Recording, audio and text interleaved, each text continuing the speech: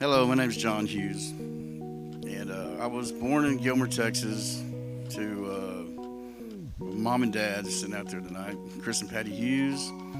I'm the oldest of four kids. I have a sister, two little brothers. I have two children, Bailey Hughes, some of y'all might know him, and my daughter Madison, she's out there too. A little bit about me, I had a normal life growing up, school, sports, all that good stuff. And at 15 years old, I was introduced to methamphetamines. From that progressed. 22 years old, I go to prison and receive an 8-year prison sentence for an aggravated meth case. And so I spent my 20s growing up with the state. So I was state raised, 22 to 28. Got out of prison at 28, and my son was born. Rocked on there for a couple of years, trying to do the right thing. Once again, got back on the meth, and I got busted for manufacturing methamphetamines, and was sentenced to 15 years. At that time, my daughter was born while I was on my way to prison. So first 3 or 4 years, that's how she knew me, was going to see Daddy at the big house. I was married twice. Son's mom, it was a total drug addiction relationship, lasted 6 months. That was over with. Daughter's mom, okay, I found me a good girl, gonna marry her, but being the drug addict that I was, eventually messed that up. There was a span there for about 15 years. I worked, when I got out from the 15-year sentence, I got out, I started working, going to do the right thing. Worked for Neighbors Drilling, making good money, but I was still drinking alcohol. But since I wasn't doing meth, I thought everything was okay. But sooner or later, the alcohol isn't good enough, and the meth comes back into place. I'd started a landscaping business, and that was probably my downfall, because I was on my own. I didn't have much structure anymore. They let me off 5 years early on parole. So here I am, a free man. Got divorced from my daughter's mom, and I started using again. At that time, I started thinking, okay, now I got to pay child support, all this other stuff. So it was crazy, because some of the guys that I worked with in the oil field, they were consultants. Well, at that point, that's when marijuana was becoming legal in different states. So they went out and started growing pot. They asked me if I would want to be on the gray area side. I thought, sure, I need to make some extra money to help pay child support. Well, next thing you know, I'm selling 400 pounds a month. Well, that didn't last long either. But it's about 5 years of that. And then next thing you know, my house gets raided. So here I am. I wasn't at home. House gets raided. Okay, here's a sign of God saying, okay, it's time to stop. So when I got busted in 2002, my little brothers moved off to Florida. I said, well, there's the perfect escape for me to get out of Texas. Go down there and see them. Get out there to Florida.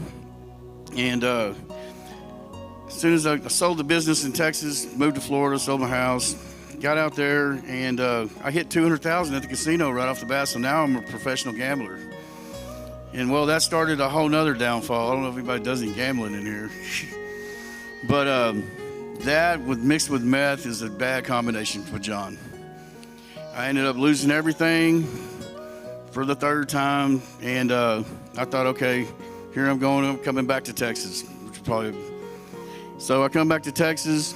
Well, back up just a second. I was on my way back to Texas. My little brother came to me and said, hey man, let me come back with you. He had some legal issues, and I was like, no, stay here, take care of your legal problems. When it gets over with, I'll come back and pick you up. A week later, he dies, and it's in a car wreck, but it was mostly due to methamphetamines and fentanyl. And that was a big game changer. Come down here, I met Christy, and she invited me into her home, let me come live with her. We started seeing each other. But once again, my addiction took over, and I was in a downward spiral. It lasted 2 years. She put up with my stuff, and then I ended up in a hotel room on McCann Road, driving for Uber and DoorDash. And at that point, I was at the very bottom of, I mean, I wasn't, I would hide from Bailey when he would come out on his passes from here, just so he wouldn't see me how screwed up Dad was. So anyways, I'm doing the hotel thing. I got my dogs in there with me. Next thing you know, one night a guy tried to rob me, and I ended up running him over. Well, me being dirty, I left the scene. So here's another way of God waking you up. Now I got an aggravated assault with a deadly weapon charge.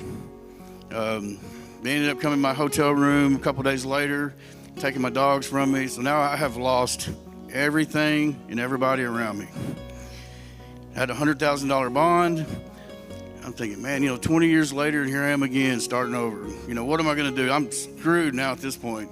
And so the only number that I could think of, they confiscated my phone at the process. I didn't know anybody's phone number. But I went up there and looked. If anybody's been in Gray County Jail, the PIN number on the wall is 9110. I kept thinking, man, I think that's Bailey's phone number. So I dialed around, finally got Bailey on the phone. He's like, Dad, what's up? I said, well, I done it, man. I said, I'm in trouble. I got a $100,000 bond. You think you can find somebody to help bond me out? And he said, that didn't happen. He said, but I got a program, Dad, you can go to, House of Disciples. Maybe we can get you in there. He went over and I mentioned it to my lawyer. He talked to Alfonso Charles over there. And Alfonso Charles said, I'll drop it down to $20,000 and I'll give you got to go to House of Disciples. And what he said to me was, don't screw this up, boy. And I said, yes, sir. So that being said, Christy gave the money to Bailey to bond me out. And once again, God working his ways. And went to the House of Disciples, stayed there for a while, worked at the store, got to be a case manager and a driver, same job my son done while he was there. Got to meet some good guys. God back in my life, working all kinds of miracles. But I'm still facing 25 to life because they're going to file a habitual criminal on me. Trying to keep in good spirits and doing my job and helping guys.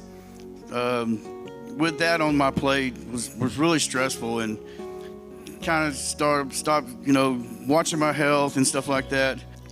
So I started working, doing my thing. Still living at the House of Disciples, kept trying to leave. As soon as I hired my lawyer, I kept telling him, let me go. He's like, man, just stay there. And so anybody that doesn't think that this program is worth it, I'm telling you right now, I was facing 25 to life. I go this week coming up and sign for deferred probation.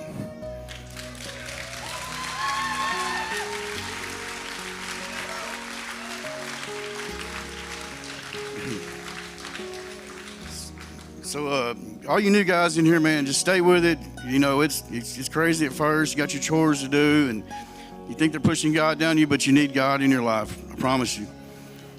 So with that, I just want to thank Cody, Mr. Harold, George, all the HOD guys, Mr. Wiseman, for this program and what it's done for me. And y'all just keep on doing what y'all do. Thank you.